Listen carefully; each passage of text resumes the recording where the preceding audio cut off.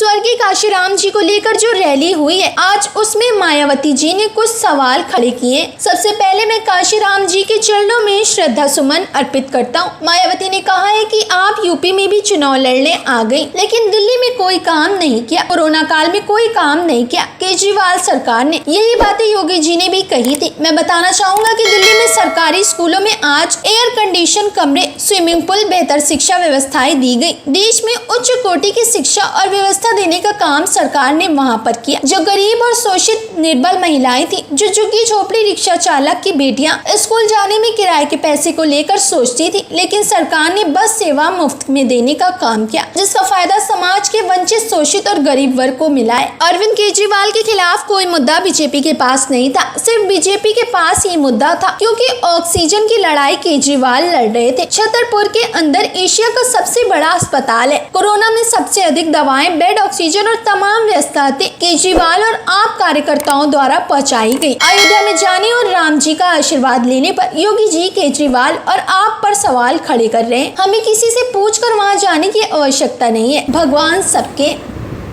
बहन कुमारी मायावती जी ने आम आदमी पार्टी के बारे में कुछ सवाल खड़े किए। सबसे पहले मैं वंचित समाज के लोगों के लिए,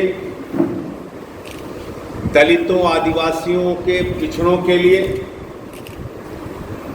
जीवन भर संघर्षरत रहने वाले स्वर्गीय कांशीराम जी के प्रति अपनी श्रद्धांजलि अर्पित करता हूं। बहन कुमारी मायावती जी ने आज कहा कि उत्तर प्रदेश में भी आम आदमी पार्टी चुनाव लड़ने आ गई है,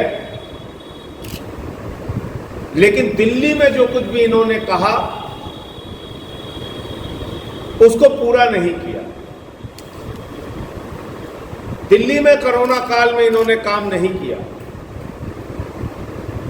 और आपको याद होगा, ठीक यही बातें उत्तर प्रदेश के मुख्यमंत्री आदित्यनाथ जी ने कहा कि आम आदमी पार्टी उत्तर प्रदेश में लड़ने आ गई है, कोरोना काल में इन्होंने काम नहीं किया। मैं याद दिलाना चाहता हूं बहन जी को, आज अरविंद केजरीवाल जी के नेतृत्व में दिल्ली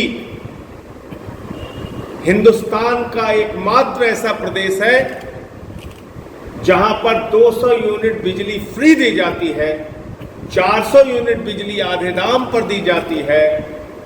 और दिल्ली में इसका सबसे ज्यादा फायदा अगर किसी को है तो समाज के दलित, पिछड़े, शोषित वर्ग के लोगों को है। नंबर 1, दिल्ली के सरकारी स्कूल जो दुर्दशाग्रस्त थे, जहां पे टाट पट्टी पर बैठ के बच्चे पढ़ते थे, ऐसे सरकारी स्कूल जहां पे टॉयलेट के इंतजाम नहीं होते थे, ऐसे सरकारी स्कूल जहां पर लैब नहीं होते थे, दी जाती है।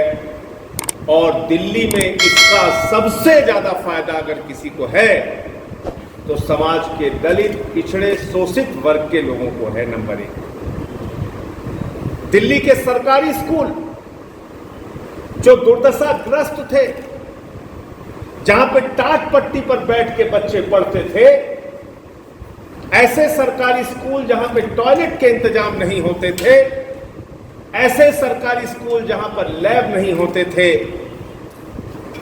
ऐसे सरकारी स्कूलों में आज एयर कंडीशन कमरे बनवाने का काम, स्विमिंग पूल का निर्माण कराने का काम, एथलीट और हॉकी के ग्राउंड बनाने का काम,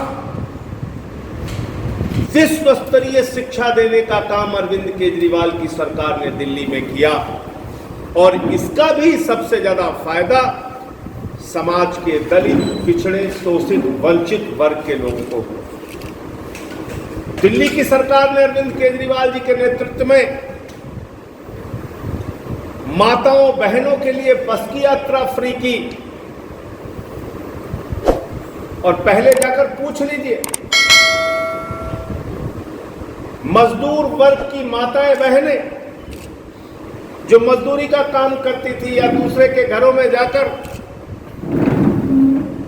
काम करती थी, उनका महीने का 1000-1500 रुपए सिर्फ और सिर्फ बस के किराए में खर्च होता था। एक ऑटो वाले की बेटी, एक रिक्शे वाले की बेटी, एक झुग्गी में रहने वाले की बेटी स्कूल और कॉलेज अगर उसको बस से जाना पड़ता था तो बाप को अपनी जेब देखनी पड़ती थी कि किराए का इंतजाम है कि नहीं है, बेटी हमारी कॉलेज बस से जा पाएगी या पैदल जाना पड़ेगा। केजरीवाल जी की सरकार ने माताओं बहनों के लिए बस की यात्रा जब फ्री की तो सबसे ज़्यादा इसका फायदा समाज के गरीब तबके को, शोषित, वंचित, दलित, पिछड़े समाज के लोगों को। दिल्ली की सरकार स्वास्थ्य के क्षेत्र में मोहल्ला क्लिनिक का निर्माण करती है। 200 तरह की जांच वहां फ्री होती है, अल्ट्रासाउंड फ्री होता है, दवा फ्री होती है, इलाज फ्री होता है। 30 दिन के बाद अगर ऑपरेशन की डेट मिल रही हो तो सरकारी अस्पतालों के बजाय प्राइवेट हॉस्पिटल में आप ऑपरेशन करा लो, पैसा केजरीवाल जी की सरकार देती है। इसका भी सबसे ज़्यादा फायदा समाज के वंचित वर्ग को, शोषित वर्ग को, गरीब तबके को